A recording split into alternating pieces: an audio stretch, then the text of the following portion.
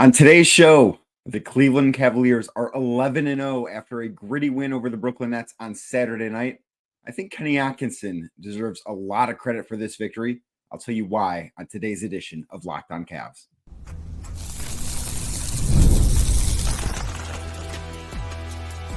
You are Locked On Cavs, your daily Cleveland Cavaliers podcast. Part of the Locked On Podcast Network, your team every day. What's up, everybody? My name is Danny Cunningham. You might know me from my time covering the Cleveland Cavaliers, places like my new Substack, The Inside Shot, 92.3 The Fan, Cleveland Magazine, and a number of other stops along the way. I want to say thank you to you for making Locked On Cavs your first listen today and every day. You can find the show anywhere you get your podcasts, Apple, Spotify, anywhere else. Drop a 5-star rating, leave a nice review, be a friend. Tell a friend about the Locked On Cavs podcast. Make sure you're subscribed. Make sure a friend is subscribed to Locked On Cavs. We're also available on YouTube. Just search Locked On Cavs on YouTube. If you're watching this video right now, do me a favor, hit that thumbs up button for me, click subscribe, and hit the notification bell so you don't miss the latest Locked On Cavs content. A proud part of the Locked On Podcast Network, your team every day. Today's show, of course, is sponsored by Game Time. Download the Game Time app. Create an account and use code LOCKEDONNBA for $20 off your first purchase. Also need to let you know that Locked On Cavs now has a newsletter. Introducing the Locked On Cavs daily newsletter. It's your one-stop for ultimate team and league coverage delivered right to your inbox. Sign up for free now at LockedOnDaily.com. That's LockedOnDaily.com, and start your day with the all-new free Locked On Cavs newsletter. The Cavs did not play their best game of the year on Saturday night. I would argue the Cavs probably played their worst game they've played so far this season on Saturday night against the Brooklyn Nets. But they found a way to win a game that I don't know. I don't want to say they didn't deserve to win because they deserve a lot of credit for finding a way to get to victory. But it was not the most impressive performance they had. The Cavs, I thought, looked like a tired team after what was certainly a very, very impressive win on Friday night against the Warriors. And in this spot, with it being a back-to-back against a team that not very many people expected to be very good in the Brooklyn Nets, I think it's an understandable spot to be on. But the Cavs started out the game pretty impressive. They had a really strong first quarter, better than certainly their second and third quarters. So my thinking was, okay, well, maybe this team, this is just who they're going to be. They're just going to show up every night and do their job and take care of business. They were up by 15 in the second quarter, and then the Nets went on a 30-5 run between the midway through the second and the start of the third. I think they opened up the third quarter on a 12-0 run. And it looked like in that moment that the winning streak was going to come to an end, that the Cavs were going to win their first 10 games of the year, and then they were going to have a loss, and that was going to be that. And then we were going to talk about them like any other good NBA team, as opposed to a team that's doing something historic. Well, instead, the third quarter goes terribly. It might replace the third quarter against Milwaukee for the worst period that the Cavs have played all season long. But in that fourth quarter, Kenny Atkinson tried some different things. And I think Kenny Atkinson deserves a lot of credit for trying what he tried. Obviously, it's easier to give credit when something works the way that it did work for the Cavs on Saturday night against Brooklyn.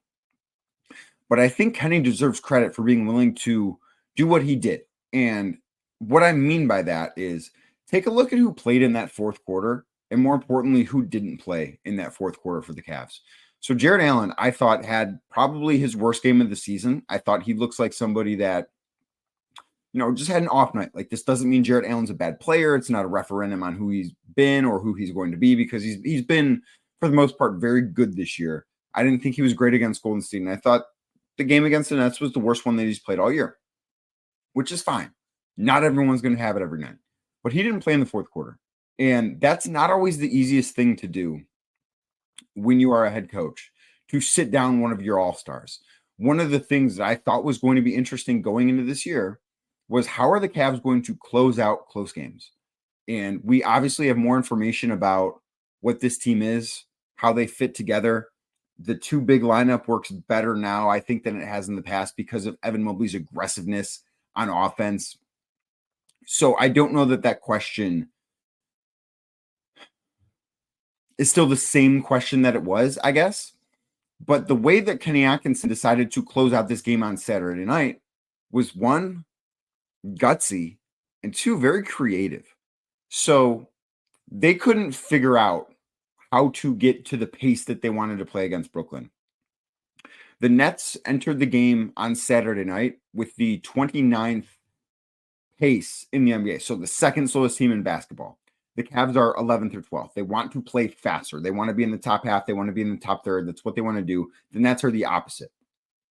And the Cavs kind of fell into Brooklyn's trap. Like, they were playing the style of game that the Brooklyn Nets want to play. So what Kenny Atkinson and his coaching staff and this team did in the fourth quarter was they just decided to go super small. They decided that, okay, the two big stuff has not worked. Jarrett Allen's not had a good game. We can't figure out anything that's working so far. And they got off to a good start because they shot the ball well, really well in the first quarter. They were 6 of 9 on threes in the first quarter, and then the three-pointer disappeared after that. I think they were like 4 of 18 or 4 of 19 the rest of the way. So they closed this game with a lineup of Darius Garland, Donovan Mitchell, Ty Jerome, Karis LeVert playing power forward, and Evan Mobley. That group of five, has not played prior to Saturday night, had not played together in a game this year. And to break that lineup out with what is, and I do think it is creeping into some of their minds, and Darius Garland admitted as much, Kenny Atkinson admitted it after the game, the winning streak is creeping into their minds. And I think it's putting a little bit of extra pressure on them, which isn't a bad thing, by the way. I don't think that's a bad thing at all. I think it's actually a pretty good, like, yeah, it's November 10th as I record this, as you listen to it.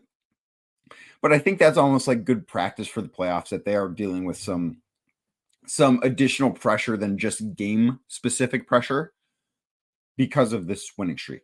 But I think that's creeping into their minds. So to decide that now is the time to try that in that moment, instead of sticking with what has gotten you to this point, I thought was really smart by Kenny. I thought it was really cool to see.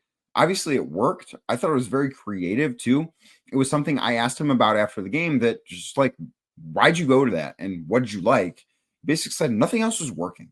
We had to get creative. We had to figure out something that was going to work, that they could find success in, because they couldn't do that for 2 quarters. So they went small, and the offense started clicking again. They made 8 of their 9 field goal attempts with that lineup on the floor. Again, Donovan Mitchell, Darius Garland, Ty Jerome, Karis LeVert, Evan Mobley. That group went 8 of 9 from the floor offensively. And yeah, there were some rebounding issues, and that's not a perfect lineup, and you can't survive playing Karis LeVert at the 4 for big minutes. I don't think anyone thinks that. But to do it in a small spurt like this was really smart by Kenny Atkinson. And I think because of that, he deserves a ton of credit for this win, because I'm not sure how many coaches out there would be willing to try what he was willing to try on Saturday night, would be willing to have an all-star center not play in the entire fourth quarter of a close game. That is something that takes guts to do. I also think it's something that shows that Kenny Atkinson knows the pulse of this locker room.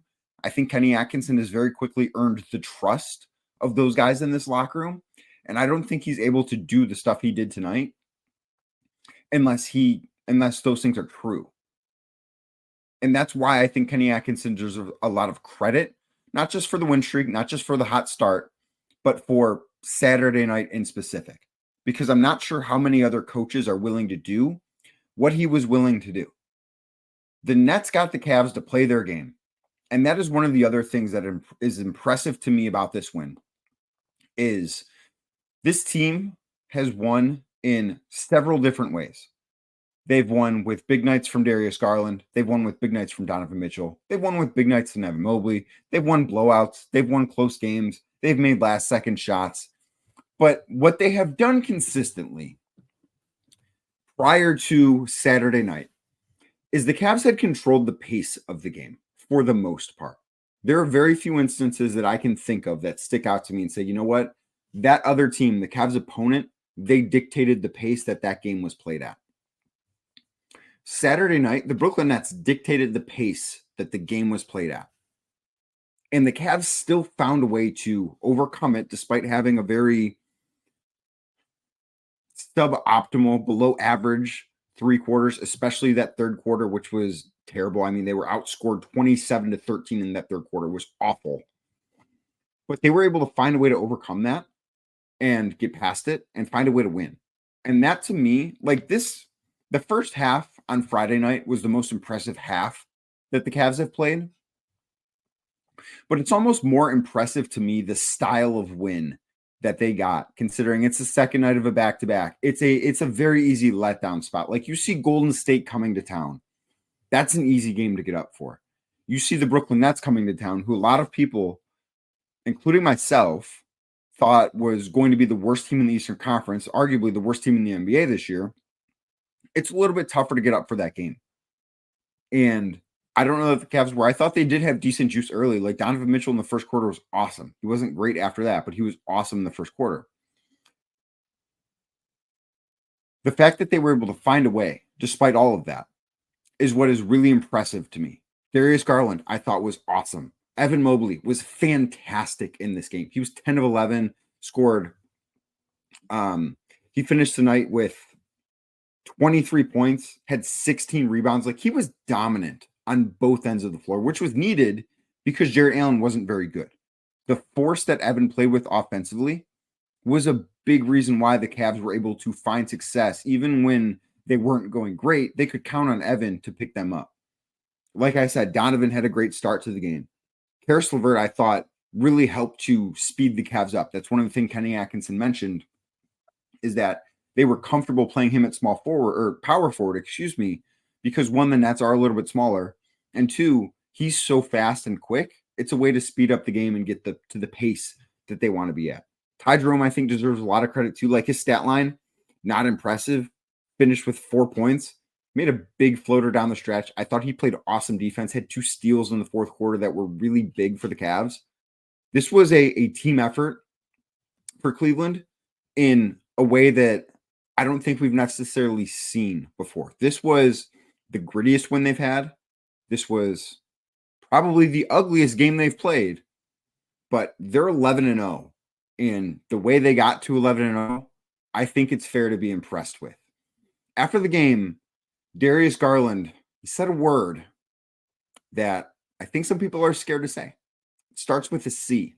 I'll tell you what it is, and we're going to talk about it next right here on Locked On Cavs.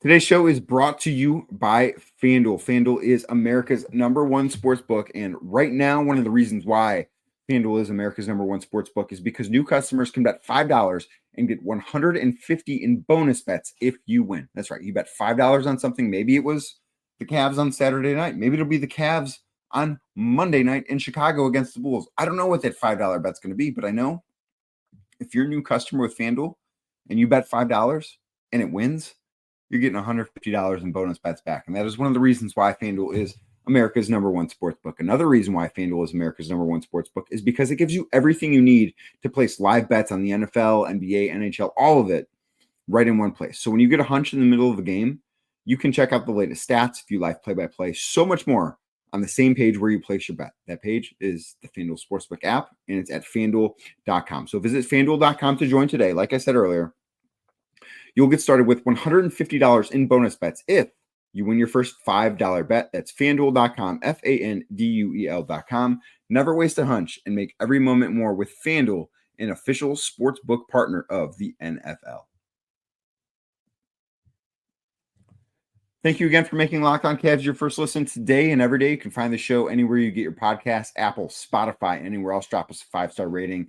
Leave us a nice review. Be a friend. Tell a friend about Locked On Cavs. Make sure you're subscribed. Make sure they're subscribed. If you're watching this video on YouTube right now, hit that thumbs up button for me. Click subscribe and hit the notification bell so you don't miss the latest Locked On Cavs content coming your way as often as it does. So after the game, DARIUS GARLAND was asked about the winning streak and if it is something that creeps into his mind, because you get to a point where going into Saturday they had won 10 in a row. It's a big story. This is not something that happens all the time. There's not been a team that's won their first 11 games since 2015, 2016. Golden State did it. They start off 24-0 before they lost their first game. So this doesn't happen a lot. So now it is something that I do think they're starting to think about. And I don't think it's a bad thing that they're thinking about this, but it's not the end goal. And that's kind of what Garland got at. Like, he was asked about this, and those guys in that locker room, and Kenny Atkinson, and you talk to the guys in the front office, like you talk to anyone in this organization, and none of them expect this team to go 82-0. That's a ridiculous thought. This Cavaliers team, at a certain point, is going to lose a basketball game. They're not going to go undefeated. And the reason why that's okay is that's not the goal. And because it's never happened in NBA history and never will, but that's not the goal. The goal for this team, I don't know, has been clearly defined yet. I don't. But I do think Darius Garland kind of got into defining that role a little bit on Saturday night, because he was asked about it. He was asked about the going 82-0, not going 82-0, but the winning streak creeping into his mind. And he said, it is getting into his mind, but it's also said it's an 82-game season. One loss is not going to define this team one way or another. One loss is not going to be that big of a deal when it does happen, because it will happen. He said that this is a team with a bigger picture in mind. They've got bigger plans than a winning streak to start the season. And then he said, quote, "We're trying to win a championship.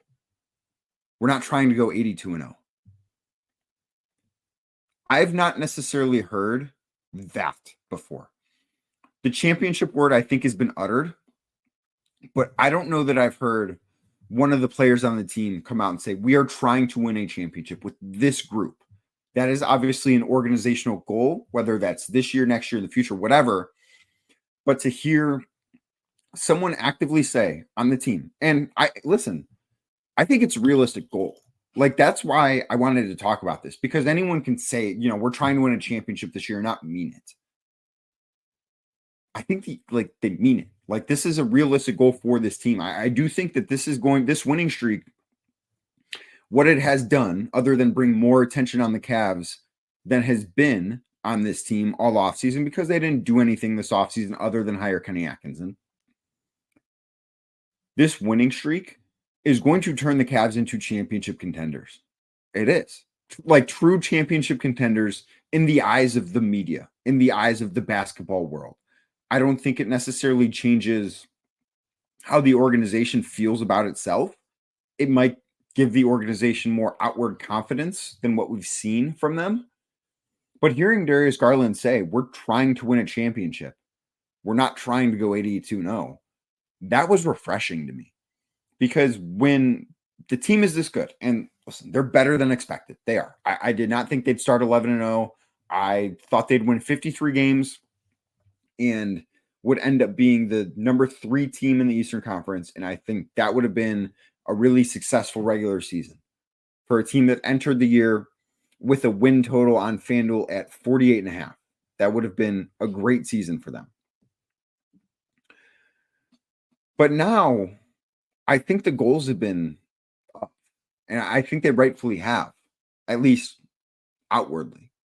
Talking about a championship isn't something that you can take back. It's not. Like, that is out there now. It's what's going to be written about. I'm talking about it on the podcast right now. We are talking about the Cavaliers as championship contenders, and Darius Garland saying that should mean something.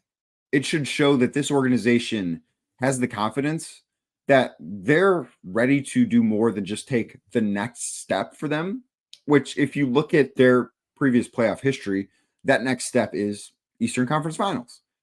But I don't think that they're just going to be satisfied with that. That doesn't mean that wouldn't be a good year. It doesn't mean it wouldn't be considered a success. I can't sit here and say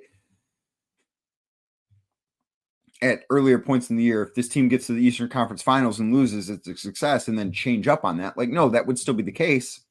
But the goal is a championship. And hearing that out loud after an 11-0 start, I think kind of makes it a real thing.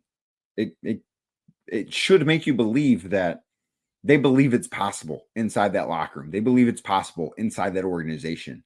To hear one of the faces, one of the leaders, one of the stars of this team come out and say we're trying to win a championship. We're not trying to go 82-0. I think that is something that Cavs fans should be really, really happy about because they're not satisfied. They're not striking me as a team that's going to be satisfied with a really good regular season. There's a bigger picture in mind for them. And I think that bigger picture, what it looks like internally, became a little bit more clear Saturday night when DARIUS GARLAND said what he said. Now, the winning streak's at 11. How far is it going to go? Who's going to break it? And how are the Cavs going to be handled by other teams? Let's talk about all that next right here on today's edition of Locked On Cavs.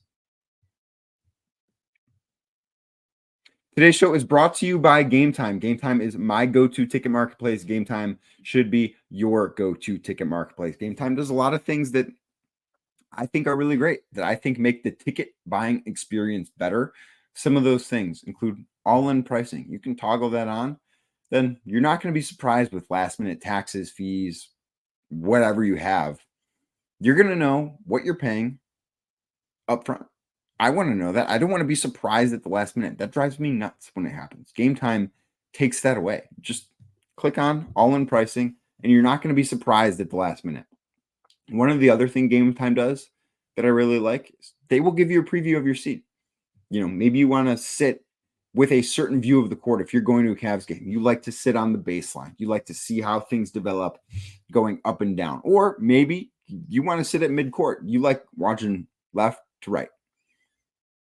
Game Time will show you your view from your seats. Click on the seat, show you exactly what the court looks like. If you're going to a concert, stage, baseball game, when that's in season, home plate, center field, whatever, Game Time does that because they take the guesswork out of buying tickets. So what I need you to do is download the Game Time app, create an account, and use code LOCKEDONNBA for $20 off your first purchase.